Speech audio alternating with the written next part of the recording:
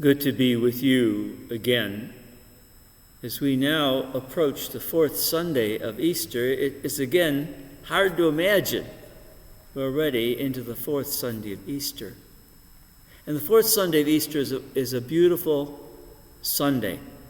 We might even call it the Good Shepherd Sunday, because the theme of all the readings and all of the cycles is always emphasizing the Gospel of John 10, which describes the role of Christ as the Good Shepherd.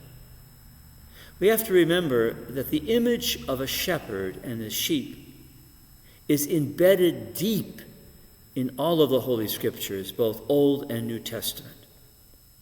It goes way back, you might say, into the psyche of the ancient children of Israel and the Jewish people.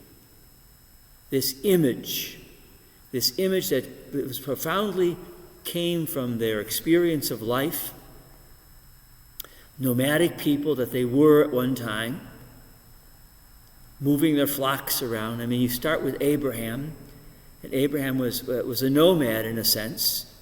He came from one land coming into another land, and even when he was in the land, the promised land as it was called, he was a nomad. He lived in tents. He moved his herds around, his sheep, his goats, and the other animals that fed his family and enabled his family to survive. So the image of shepherd and sheep, again, is deeply embedded in the psychological and the religious psyche of the children of Israel and in the New and Old Testament. For us who live in an age where shepherds are quaint things, maybe when you drive around some of the European countries, you run into a shepherd crossing the road. I mean, I remember when we visited Ireland, that was always a problem sometimes. The sheep were crossing the road. You had to stop. I mean, there was no highways that you were going on that the animals weren't allowed on. No, the animals had the precedent. But the shepherd and the sheep, it's a very endearing, you might say, relationship, and a beautiful one, because the shepherd is dependent on those sheep for wool, for milk, for making of cheese, for feeding his family.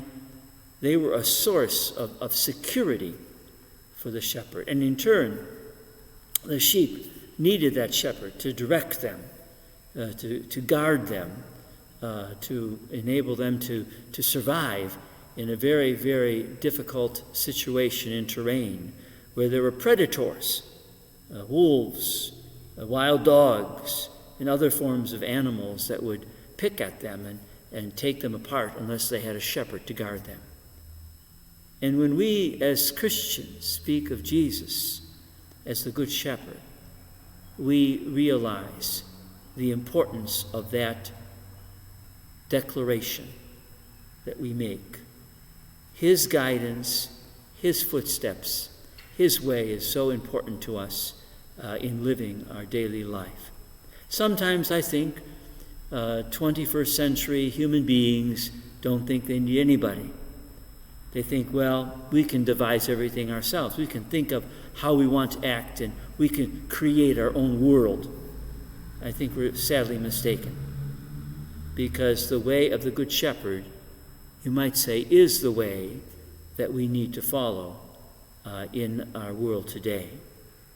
That beautiful psalm that we use in the Mass of this Sunday is so beautiful. The Lord is my shepherd, I shall not want. In verdant pastures he gives me repose. Beside restful waters he leads me. He guides me in right paths.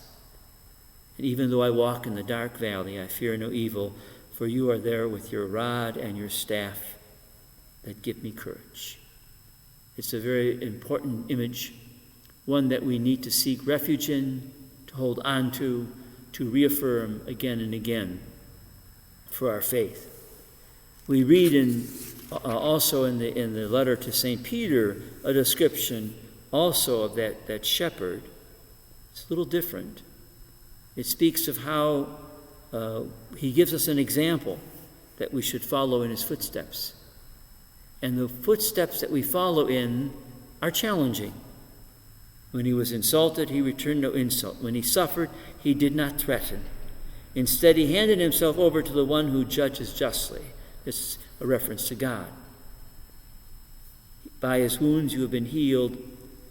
You had gone astray like sheep. You are now returned to the shepherd and guardian of your souls. Return to him. Reaffirm your faith in him. Seek out his guidance and his strength. Allow his rod and his staff to give you courage to realize you are not alone in the difficulties of life, those dark valleys that all of us come to in life. We are not alone. He is with us. He guides us. And as he says, I came so that they might have life and have it more abundantly. God bless you now.